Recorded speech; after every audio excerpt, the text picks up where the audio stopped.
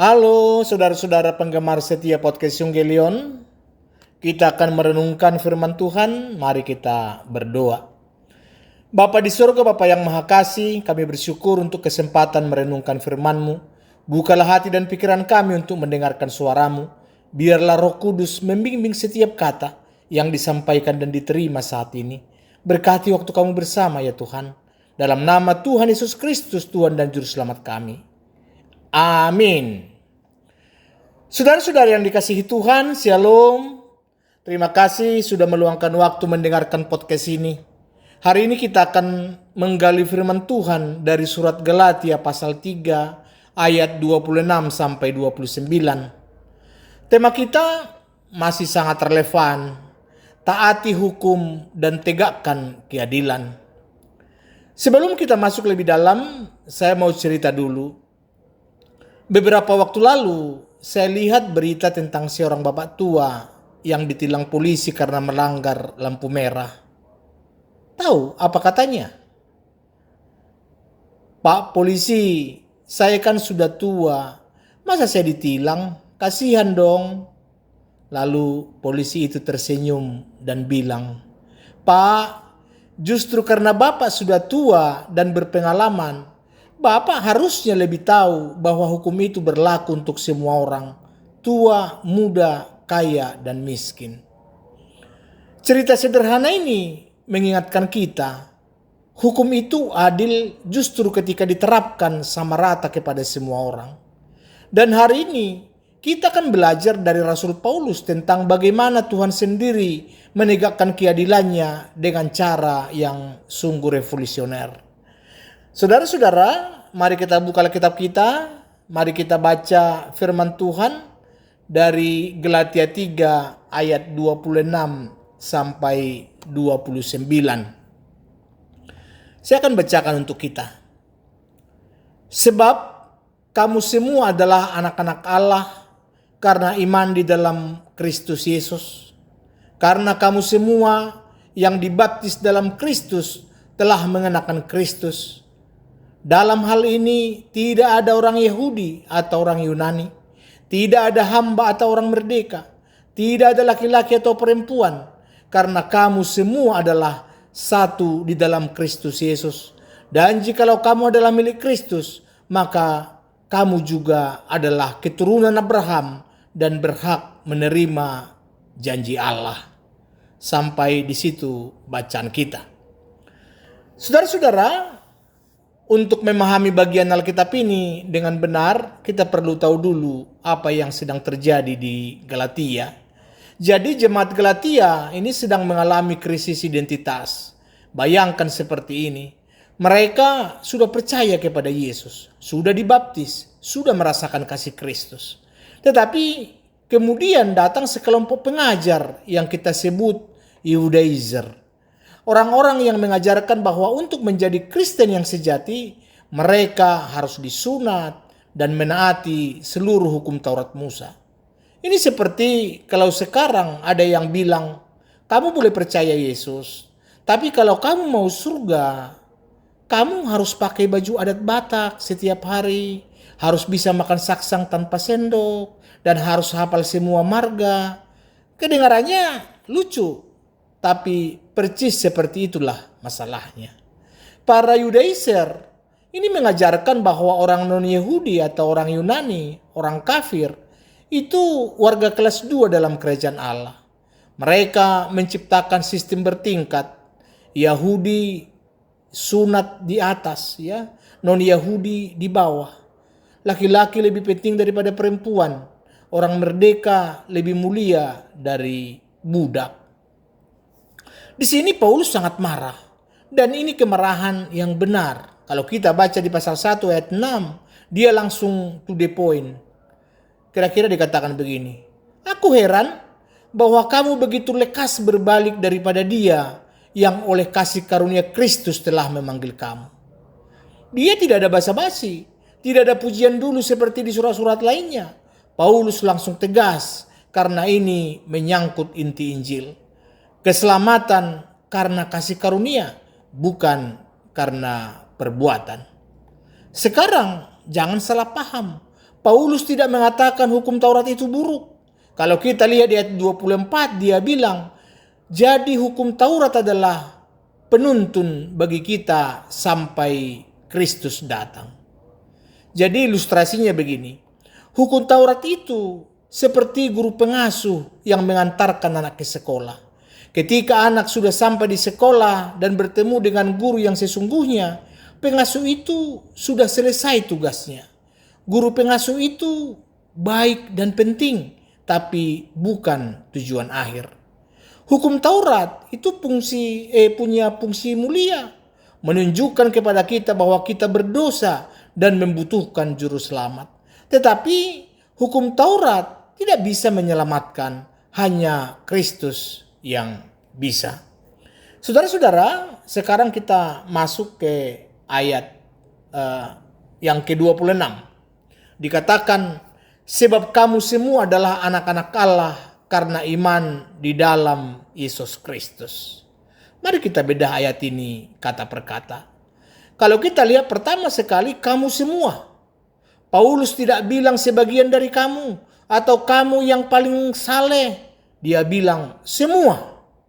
Kalau di bahasa Yunani itu pantes, yang artinya setiap orang tanpa kecuali. Lalu kalimat selanjutnya adalah anak-anak Allah. Jadi bukan budak, bukan pelayan, bukan pengikut dari jauh, tetapi anak. Kata Yunani yang dipakai adalah huioi, yang menunjukkan status anak yang dewasa, yang punya hak penuh sebagai ahli waris. Ini luar biasa. Di zaman Paulus, untuk menjadi anak Allah menurut tradisi Yahudi, kamu harus lahir dari Yahudi atau masuk Yudaisme melalui proses sunat yang menyakitkan. Tetapi Paulus bilang, kamu sudah menjadi anak Allah. Lalu kalimat selanjutnya, karena iman di dalam Yesus Kristus. Inilah kuncinya. Bukan karena sunat, bukan karena ras, bukan karena perbuatan baik, tetapi karena iman. Iman di sini bukan sekedar percaya secara intelektual. Ini adalah penyerahan total, kepercayaan penuh, komitmen hidup kepada Kristus. Seperti seorang pengantin yang menyerahkan hidupnya kepada pasangannya.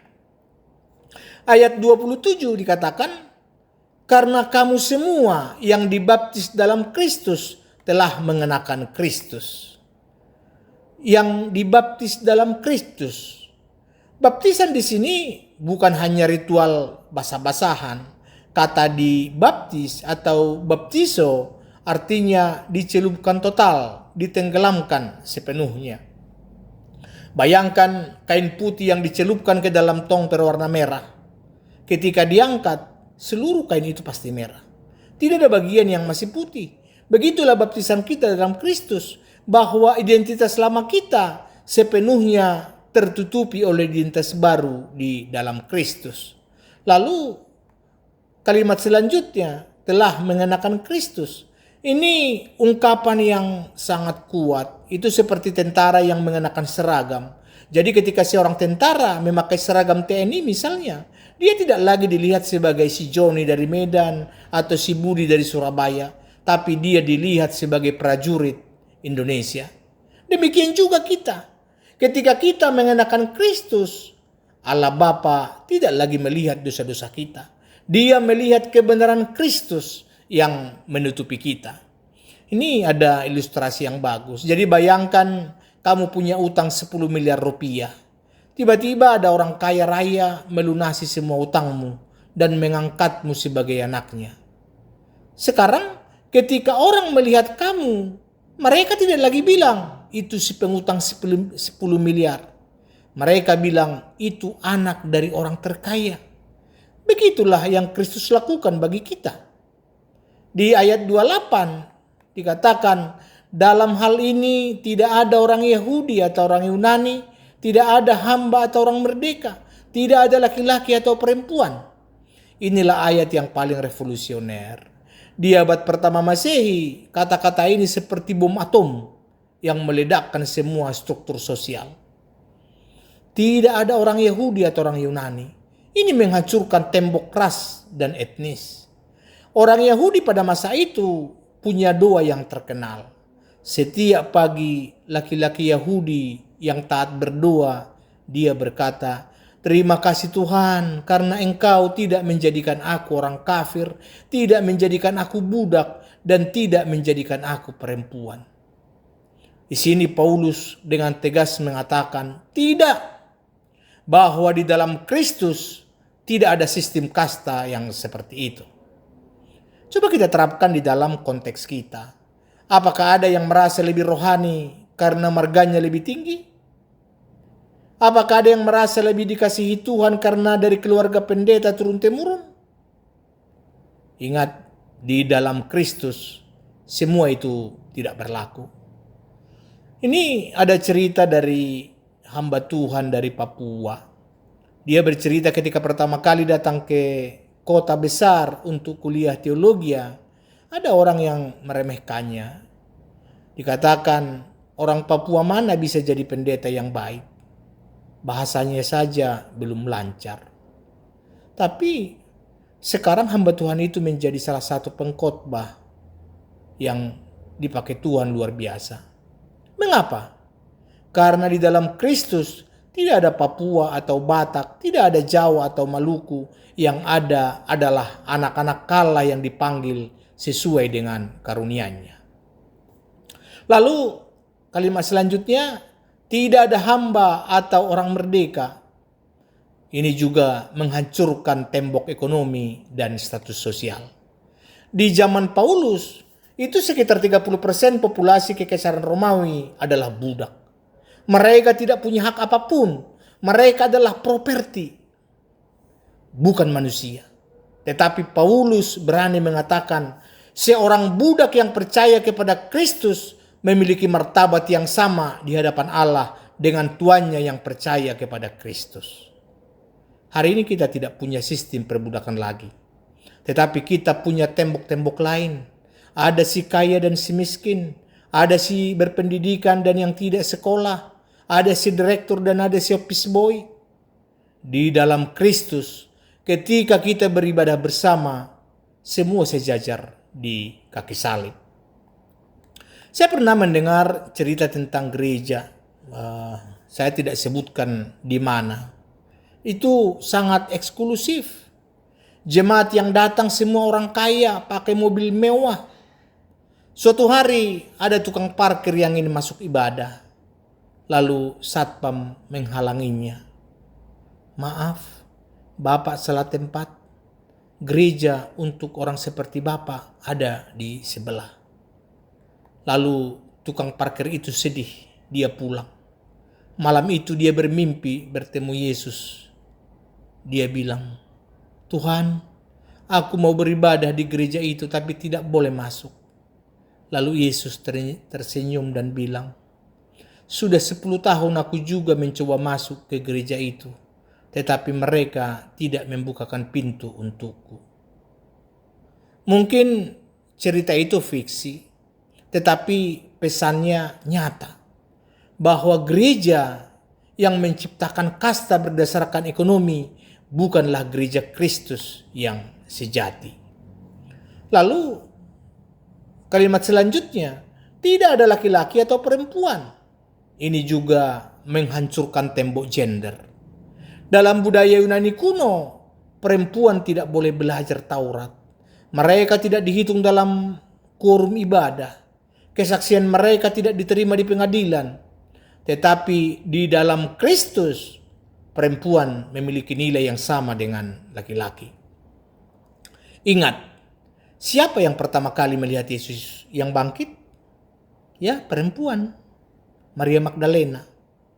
Dan siapa yang ditugaskan untuk memberitakan kebangkitannya? Perempuan.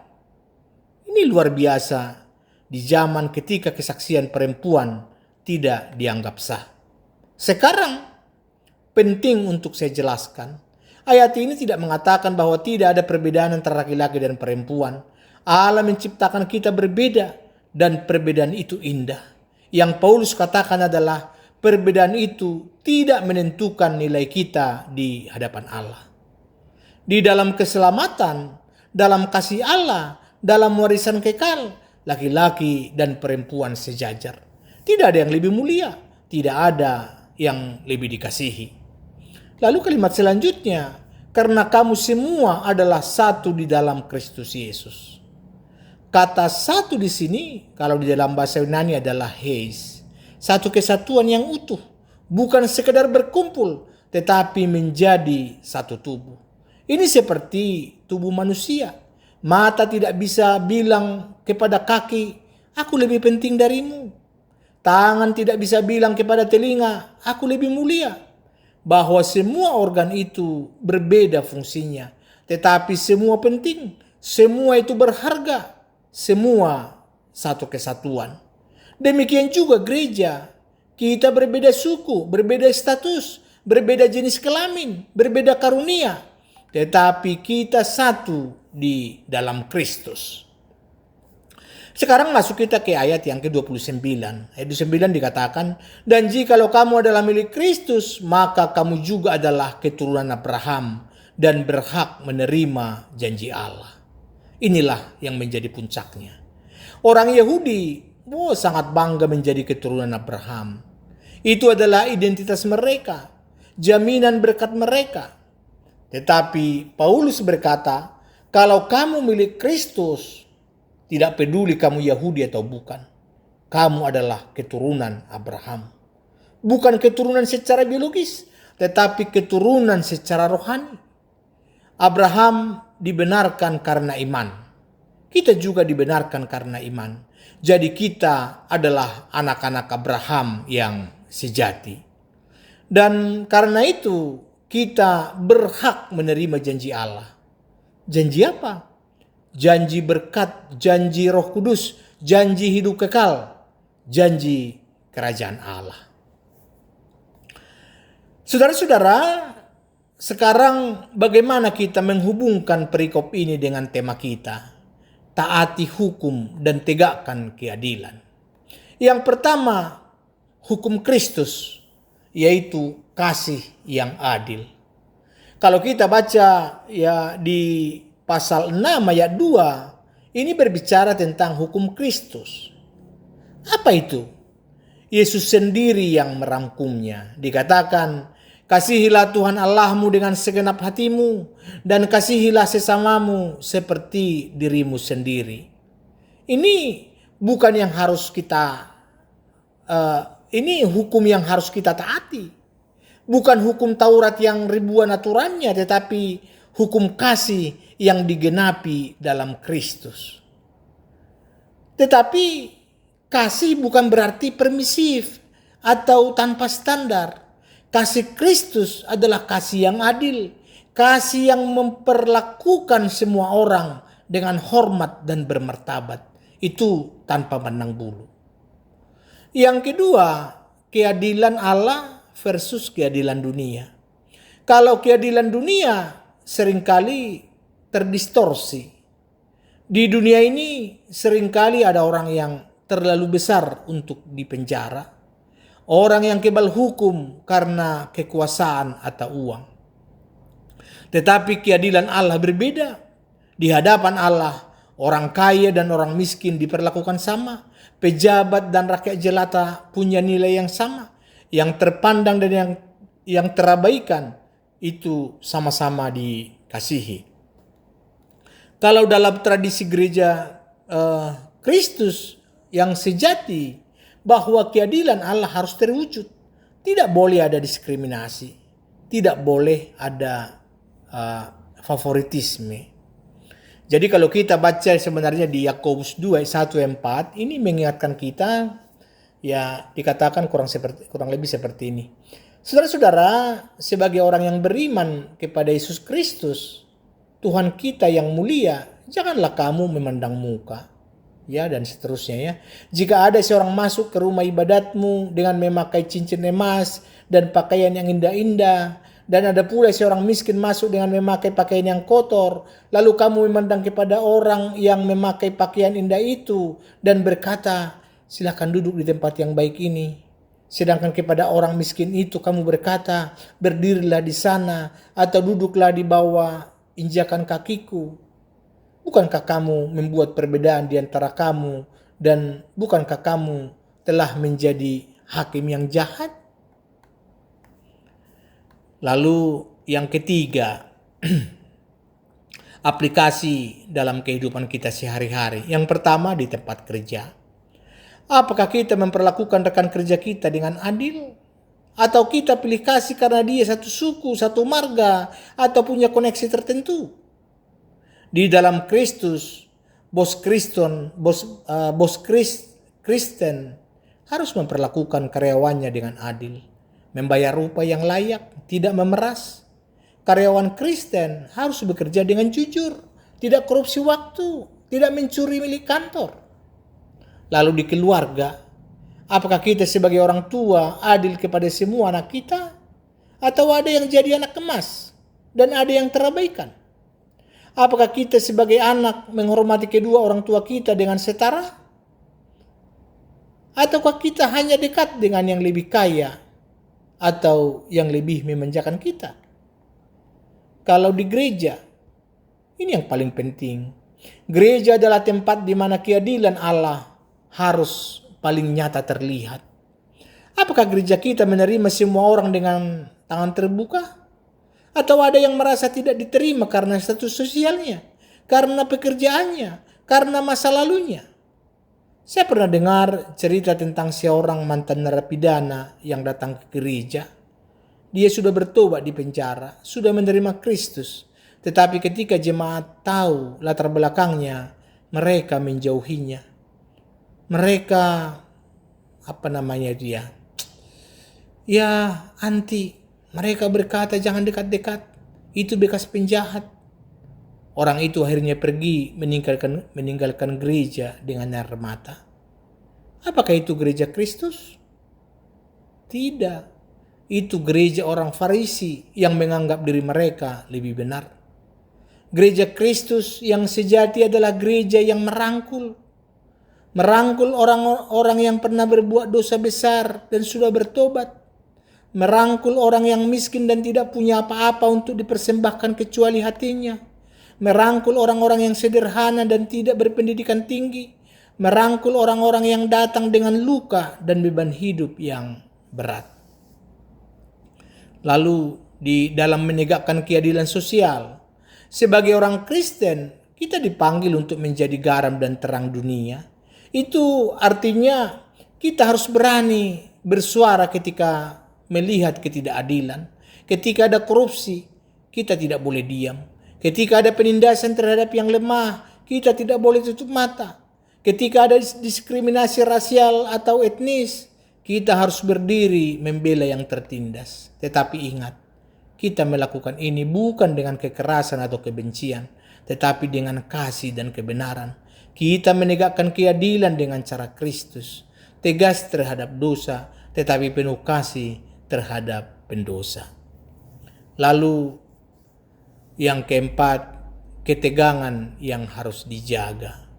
Ada ketegangan yang sehat yang harus kita jaga, yaitu ketegangan antara kasih karunia dan kekudusan. Kita diselamatkan bukan karena perbuatan baik kita, tetapi karena kasih karunia. Itu tidak berarti kita boleh berbuat dosa sesuka hati. Kalau kita baca surat Paulus di Roma 6 ayat 1 dan 2 dikatakan, jadi apakah kita akan terus berbuat dosa supaya semakin bertambah kasih karunia? Sekali-sekali tidak. Bahwa kasih karunia Allah mengajar kita untuk hidup dalam kekudusan. Keadilan Allah menuntut kekudusan, tetapi kasih karunia-Nya memberikan kita kekuatan untuk hidup kudus. Lalu ketegangan antara kesetaraan dan keberagaman. Kalau kita baca di ayat 28, itu tidak menghilangkan perbedaan kita. Kita tetap berbeda suku, tetap berbeda gender, tetap berbeda latar belakang. Yang dihilangkan adalah diskriminasi berdasarkan perbedaan itu. Allah menciptakan kita beragam karena itu indah. Bayangkan kalau semua orang di dunia ini sama persis, sama tingginya, sama kulitnya, sama suaranya. Ya, tentu sangat membosankan.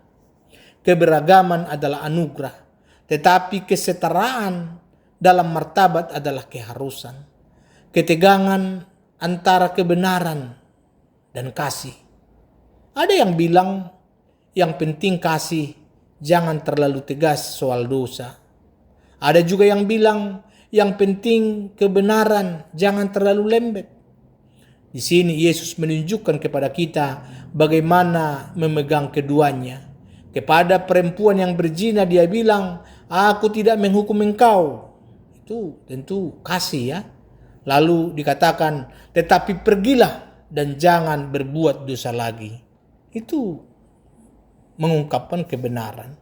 Kita dipanggil untuk mengasihi semua orang tanpa kompromi terhadap kebenaran firman Allah. Saudara-saudara, ini ada tantangan dan bahaya. Yang pertama adalah bahaya legalisme. Legalisme adalah sikap yang menganggap keselamatan atau spiritualitas ditentukan oleh aturan-aturan yang eksternal. Kalau tidak puasa hari Jumat, kamu tidak rohani. Kalau kamu belum dibaptis dengan cara tertentu, kamu belum diselamatkan. Paulus sangat keras melawan ini. Di ayat 1-5 dia bilang, orang yang kembali ke legalisme adalah orang bodoh yang tak berpikir. Keras kan? Tetapi memang harus keras karena legalisme merusak Injil. Yang kedua, bahaya relativisme. Di sisi lain, ada juga bahaya relativisme. Yang penting hati baik, tidak usah selalu serius soal dosa. Bukan. Dosa tetap dosa. Yang berubah adalah cara kita diselamatkan dari dosa. Bukan melalui usaha kita, tetapi melalui iman kepada Kristus. Yang ketiga, bahaya diskriminasi terselubung.